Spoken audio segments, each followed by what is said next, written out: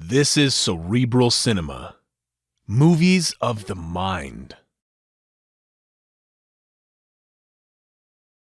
Wheaties presents Dangerous Assignment.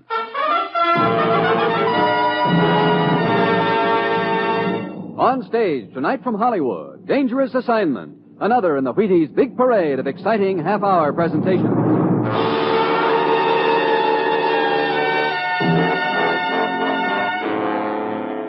Dangerous Assignment, starring Brian Donlevy as Steve Mitchell.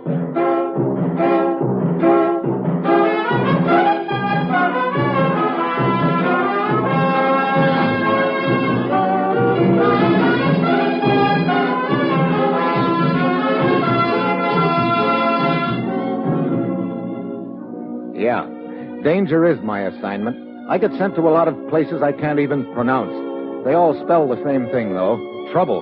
But when I walk into the commissioner's office, I don't realize that this assignment is going to plump me right into the middle of a nice, juicy war.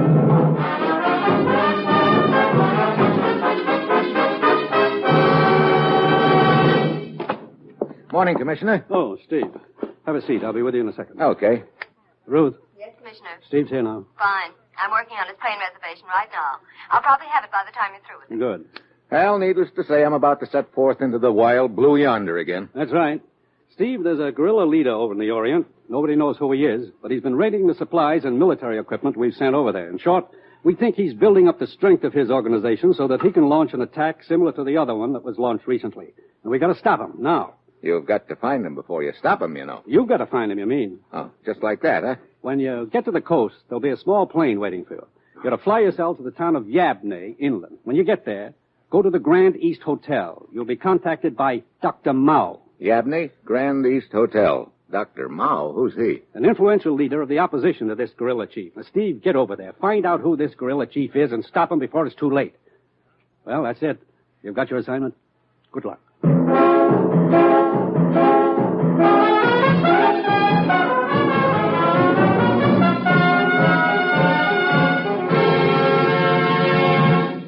Yeah. Dangerous Assignment will continue in a moment. Now, here is the Wheaties man, Frank Martin. Wake up tomorrow morning and listen, family.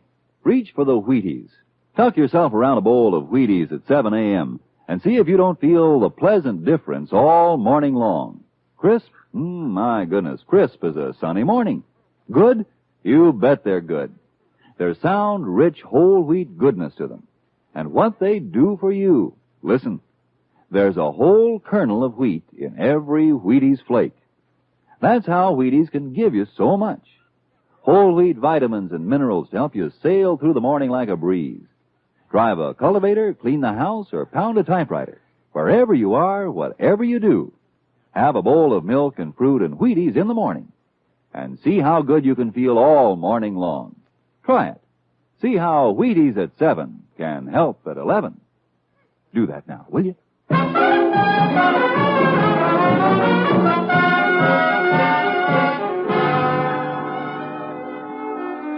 Sure. I've got my assignment. A breeze. Just a simple matter of flying to the Orient, finding a guerrilla leader that no one's ever seen, and stopping a war before it starts.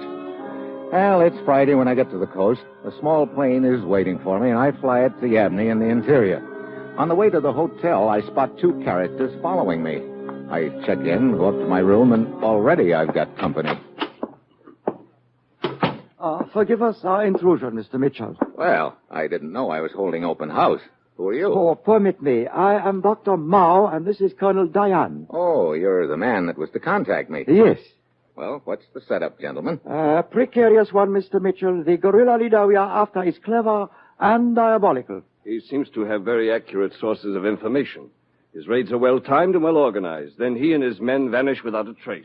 Mr. Mitchell, you must be tired from your trip. I suggest you rest this afternoon and come to my house for dinner this evening.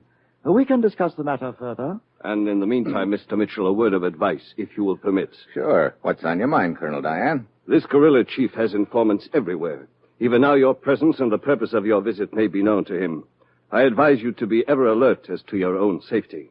I am sure you realize you would be no good to us dead.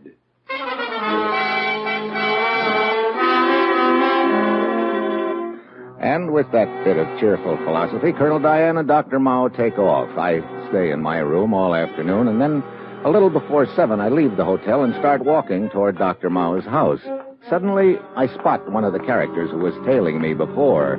He's closing in on me, and he's got a knife. A rickety taxicab comes cruising along about then, and I jump on the running board, pull open the door, and dive inside, right into the lap of the other boy who was tailing me. So happy to see you. Oh, great. So long, Buster. So sorry, but you're not leaving. Well, So, you may proceed, driver.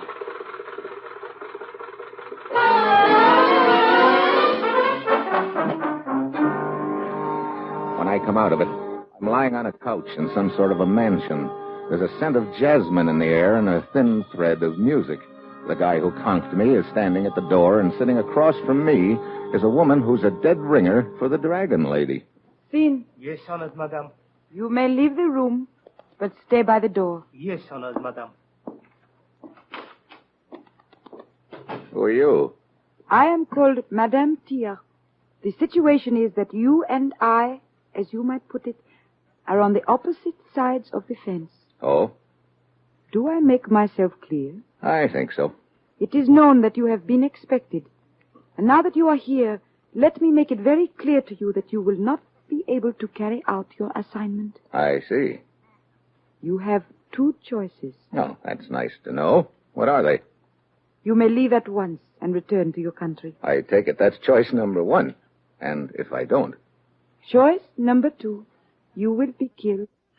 You seem to have it all figured out, Madam Tia. It is quite simple. Excuse me? She picks up the phone and listens for a second and then does a big take. She looks like she's pretty absorbed in the conversation, and I know this is my only chance. She doesn't see me edging towards the window, but just as I get there, the door opens and her stewed Sin comes in. Stop! Stop! Come back! Stop shooting! Stop it, fool! As I hightail it away from there, I'm wondering why Madam Tia told Sin to stop shooting. It doesn't make sense. I head for Dr. Mao's house. He and Colonel Diane are waiting for me.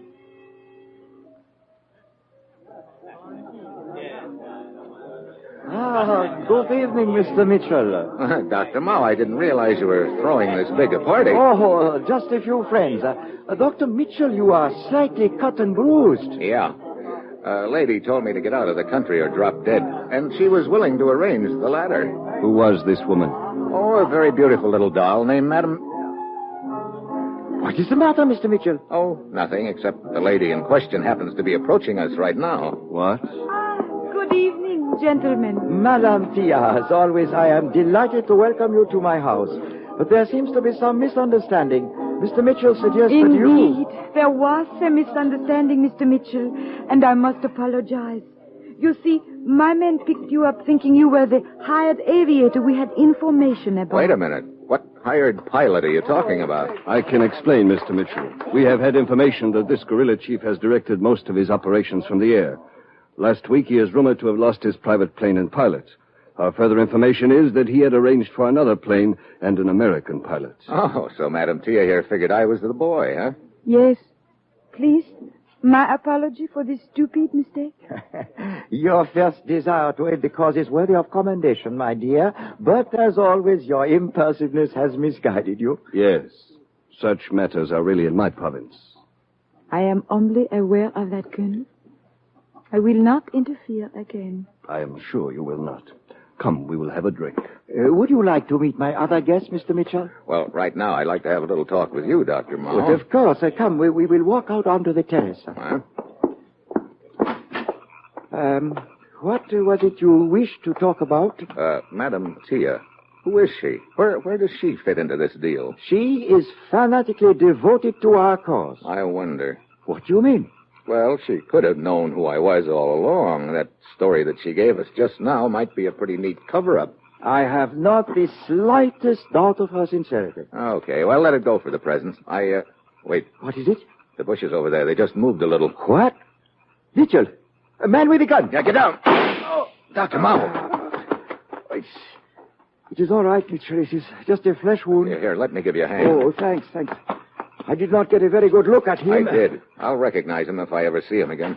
What happened? I heard... Dr. Mao. Oh, it is nothing, Colonel. Slight wound in the shoulder. Come, we will get you inside. No. I do not wish to disturb my guests. Now, look. Oh, no, please. There is one of my servants. He can take me upstairs by the back way and take care of me. I insist, gentlemen. Wang, help me to my room. Are you sure you're okay? Of course. I will join you later. Come, Wang, come. Brother, he's a pretty calm character. Indeed he is. Mitchell, there has been a new development. I was looking for you when I heard the shot out here. What is it? This American pilot we believe to be in the employ of the guerrilla leader has arrived. Oh? Where is he? My men have picked him up and are holding him in custody. His name is Williams. Good. Come on, Colonel. Let's you and me have a little chat with Mr. Williams.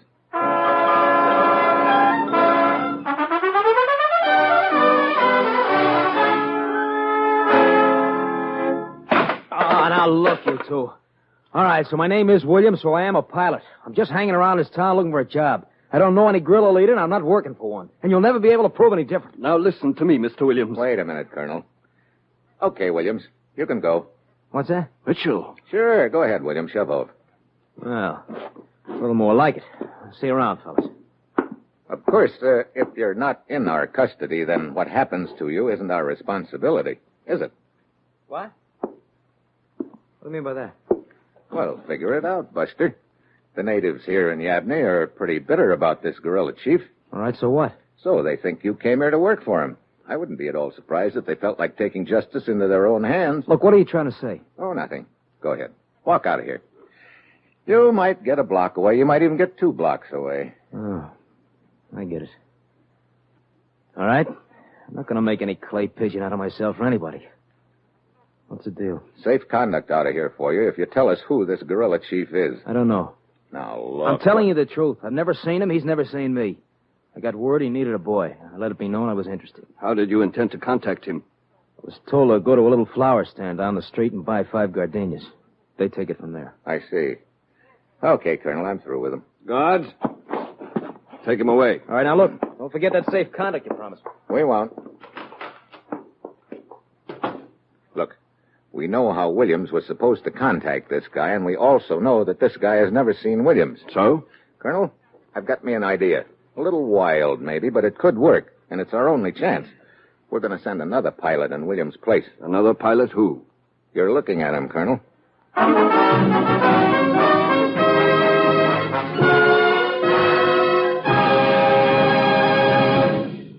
Steve Mitchell will continue his dangerous assignment in just a minute.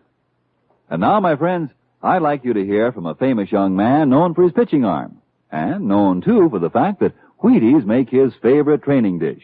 And believe me, training is mighty important for this young man.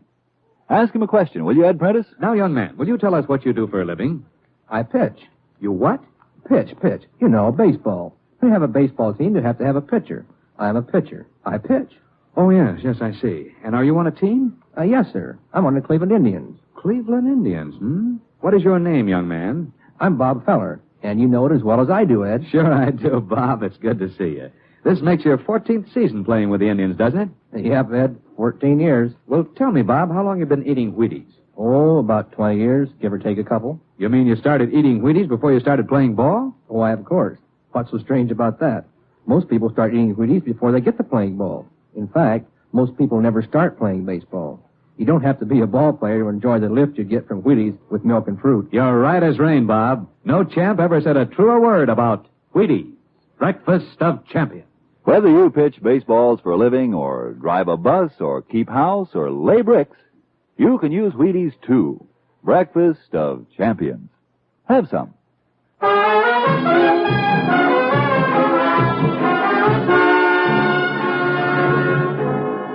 Now, back to Dangerous Assignment and Steve Mitchell.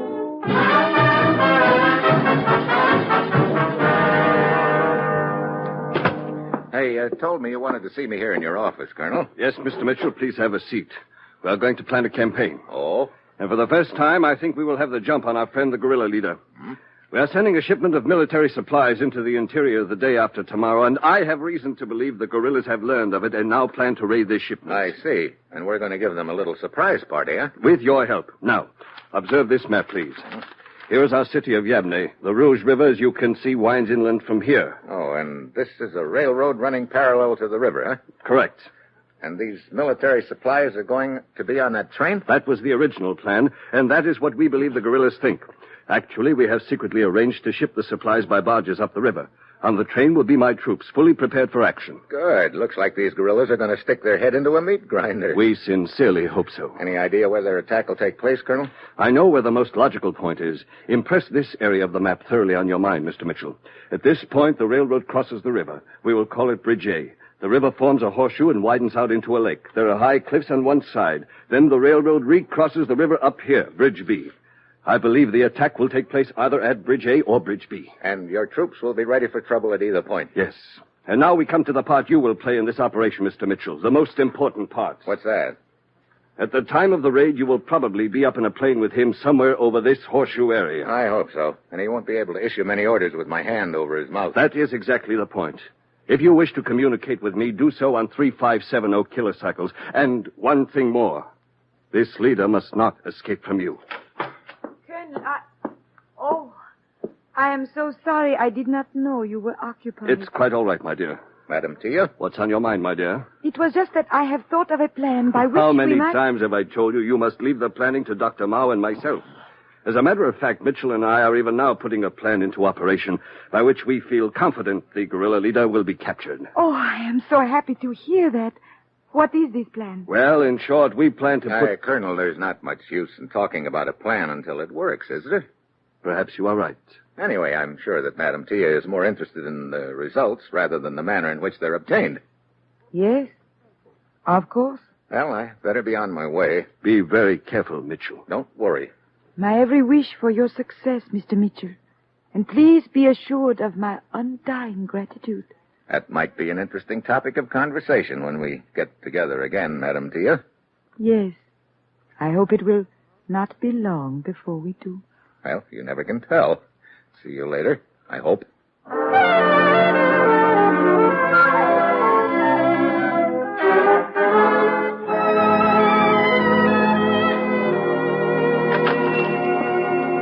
Yes, sir. I'd like to buy some flowers.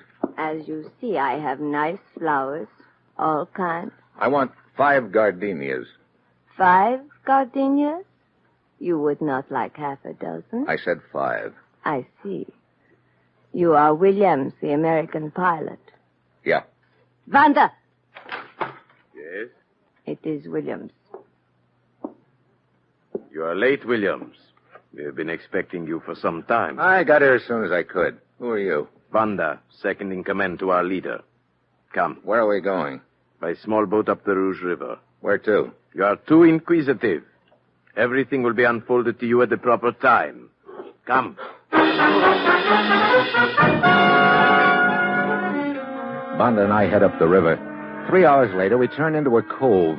There's a small freighter hidden there, and a seaplane is hoisted out of the hold. We climb in it and take off. Half an hour later, Banda points down. We're right over the same horseshoe in the river that Colonel Diane had pointed out to me on the map. I bring the plane down and land it on the lake. A nice landing. Thanks. Keep taxiing straight ahead. Straight ahead, we're heading right for that cliff. Do as you are told. Now, look. Hey, the side of the cliff is moving. Yes. As you see, the cliff is not as solid as it looks. Well, what do you know? A king-size swinging door. Yes, it is an entrance to a large cave. You can taxi the plane right in. So, this is headquarters, huh? This is headquarters.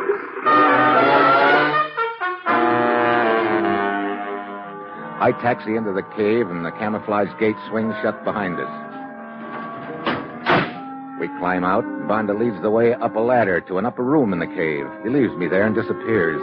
It's an observation post looking out over the lake, and it's full of radio equipment. Then I start getting a few nasty surprises. Number 1, the radio operator is the same guy who tried to kill Dr. Mao. He keeps giving me the haven't I seen you somewhere before look, and I start sweating.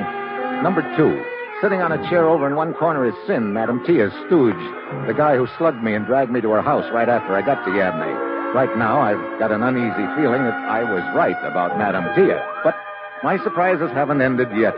Number 3 walks into the observation post with Banda. Hello, Mitchell. Williams. Yeah, Williams. Been having fun posing as me? So you decided not to take our safe conduct out of the country. I went as far as the waterfront. Then I figured out which side my door was butted on. So it would seem you were not as clever as you thought, Mitchell. It sure would, Banda.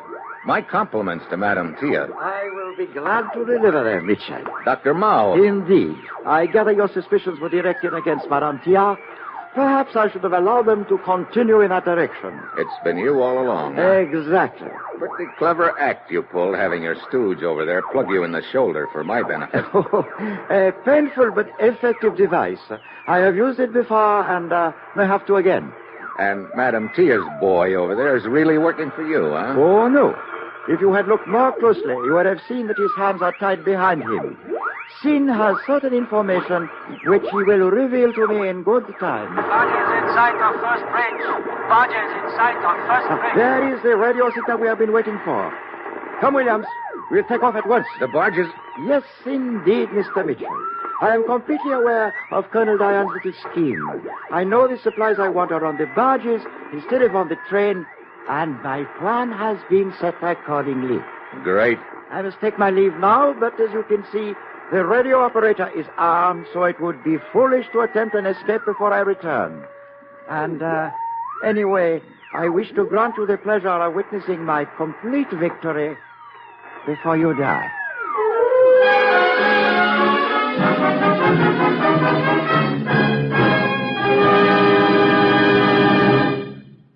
You will hear the conclusion of Dangerous Assignment in just a moment. First, here is the Wheaties man, Frank Martin. You know, every morning in my house, everybody has to get up. How about you folks? You have to get up too? Well, do what we do. Get up to Wheaties. They can help make the whole morning look a lot brighter at the breakfast table. As pleasant a way to meet the world as any I know of. Plus, listen, there's a whole kernel of wheat in every Wheaties flake. That's why they give you wonderful, wonderful nourishment. Every Wheaties flake gives the family natural whole wheat vitamins and minerals and whole wheat energy.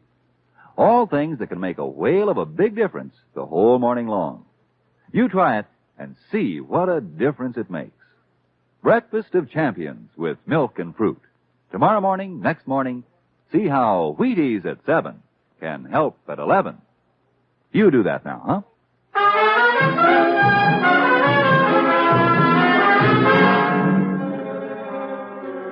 Well, along about now, I'm willing to sell my Social Security number cheap. My brilliant idea has backfired, and I find out I've been played for a sucker all along.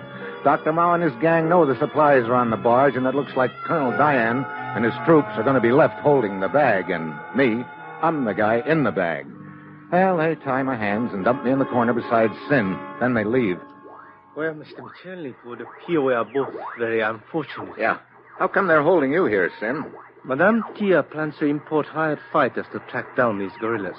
Dr. Mao learned of her plan and knows that I can tell him where the first meeting of these fighters is to take place. So he's keeping you on ice until you do, huh? Yes, I heard him tell the guard over there at the radio that under no circumstances was anything to happen to me until he returned.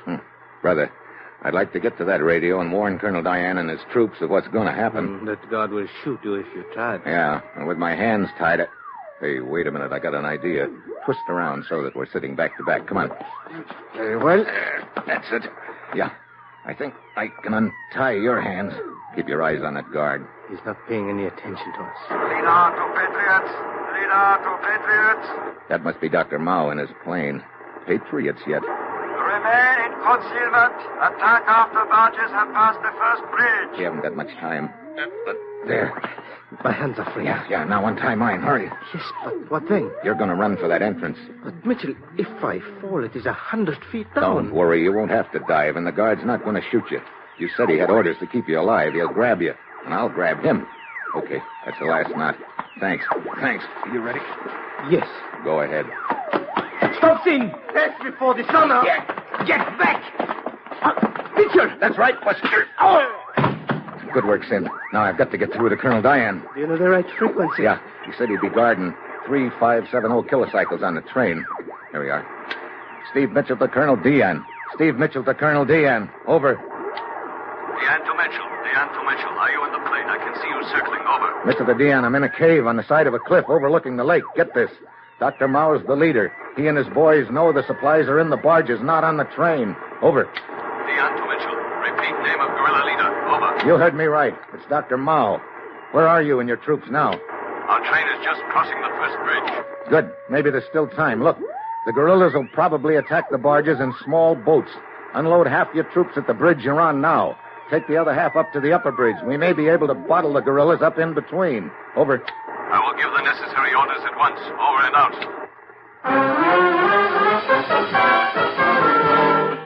It's a race against time now. I tune back to the guerrillas' radio frequency, grab a pair of binoculars, and go to the entrance to the cave. The minutes drag by. Dr. Mao's plane is circling over the lake. Suddenly, in the distance, I can see the line of barges passing under the first bridge. If Deanne's men aren't in position by now, we're cooked. The barges inch out into the lake. Attack! Attack! Dr. Mao's orders come over the radio. Small boats start out from the shore and head for the barges, and it looks like he's won. Then I can hear machine guns. They're shooting from the lower bridge. Colonel Deanne's troops, and they're blasting the guerrilla boats right out of the water. Retreat up the river! Retreat up the river! The boats start streaking up the river. I'm just hoping Colonel Deanne's ready to close the trap on them. Mitchell, look. Dr. Mao's plane is landing in front of the cave. Yeah, he's heading here for cover. We'll try to give him a good reception. The guerrilla boats are almost to the upper bridge. Yep. If they get past us, we'll lose them. They are passing under it now. They will escape. Not quite. Listen to that. Yeah, it worked. They're getting cut to pieces, Sin. Well, it looks like this is the end of the line for these guerrillas. But listen, Dr. Mao's plane is inside the cave below us. Yeah. They'll be climbing up here in a minute. Let's get back inside the cave. You take William, Sin. Leave Dr. Mao for me. Very well. Get back. They're coming up the ladder. I will wait for your signal. Watch it. They're both armed. What has gone wrong, Williams? My plans were perfect. Well, if Napoleon, quit worrying about your campaign. Start worrying about us getting out of here. But still, I do not understand what... Wait. Look, the guard lying unconscious. What? Where's Mitchell? Right here, Doctor. Mitchell. Williams, quick. Get Williams in. I have him. Good work. Let go of me. Drop the gun or I'll break your arm. Drop it. That's better. Mitchell, he has a knife. I know it. Still won't drop the knife, huh? Okay. Help.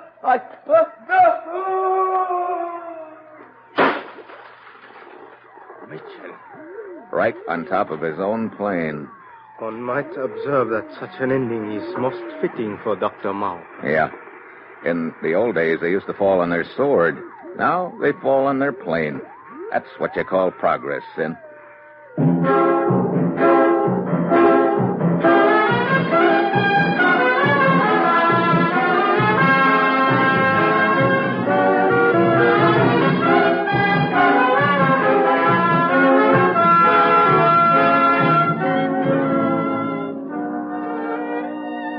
Dangerous Assignment, starring Brian Donlevy as Steve Mitchell, is written by Bob Reif, with music composed by Basil Adlam and conducted by Ralph Hollenbeck, and is produced and directed by Bill Karn. Join us again next Wednesday at this time when Brian Donlevy, starring as Steve Mitchell, will embark on another Dangerous Assignment. And this is the Wheaties man, Frank Martin, inviting you to listen Thursday, that's tomorrow night, to Sarah Berner in Sarah's Private Caper on the Wheaties Big Parade.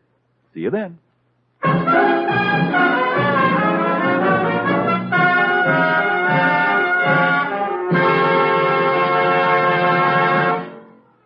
Dangerous Assignment comes to you from Hollywood. Next, The Falcon, one of 4 exciting mysteries, tonight on NBC.